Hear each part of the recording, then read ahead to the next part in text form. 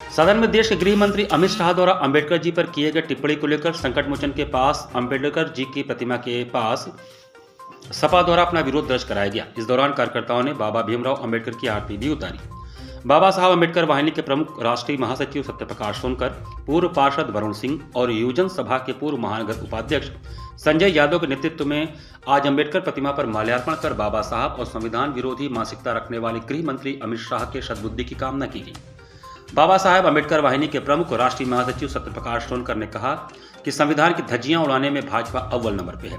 बाबा साहब को हम दलित पिछड़े अपना भगवान मानते हैं। आज उनके द्वारा दिए संविधान ने हमें अपने जीवन को बेहतर बनाने की ताकत दी है। पूर्व पार्षद वरुण सिंह ने कहा कि भाजपा ने लोकसभा चुनाव के समय 400 पार का नारा देते हुए संविधान को बदलने पर जोर दिया था, जिसका जवाब देश में बाबा साहब और संविधान को मानने वालों ने अपना वोट भाजपा के खिलाफ करके दिया और बहुमत के लिए बैसाखी के सहारे पर लाकर रख दिया।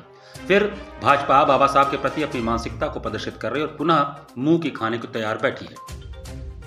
पूर्व युवजन सभा महानगर उपाध्यक्ष संजय यादव ने कहा कि आखिर बार बार भाजपा नेता बाबा साहब और उनके द्वारा दिए गए संविधान के खिलाफ क्यों आग उगलते रहते हैं।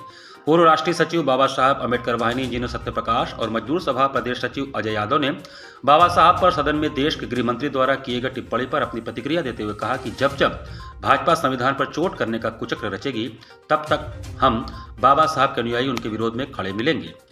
उमेश सोनकर और आशीष राय ने कहा कि गृह मंत्री अमित शाह को सदन में माफी मांगनी चाहिए, अन्यथा बाबा साहब को मानने वाले उनको अपनी ताकत को वोट के रूप में खिलाफ करके बताते रहेंगे। विरोध प्रदर्शन में प्रमुख रूप से सत्यप्रकाश सोनकर, वरुण सिंह, संजय यादव, इंजीनियर सत्यप्रकाश, उमेश सोनकर, अजय यादव, आशीष राय, सचिन यादव, योगेंद्र आर्या, बबलू यादव मौजूद रहे। देश के गृह मंत्री अगर इस तरह का बयान देते हैं तो ये अशोभनीय है, इसकी हम लोग घोर निंदा करते हैं और ये पूरे जो तरीके से मांग करते हैं कि ये बयानबाजी जो की है वापस हो और देश के सामने कम से कम अंबेडकर जी के सम्मान में देश के गृह मंत्री माफ़ी मांगे, ताकि हम लोग इस पे जो अपनी आवाज़ है वो देश के जन जन तक पहुंचाने का काम करें।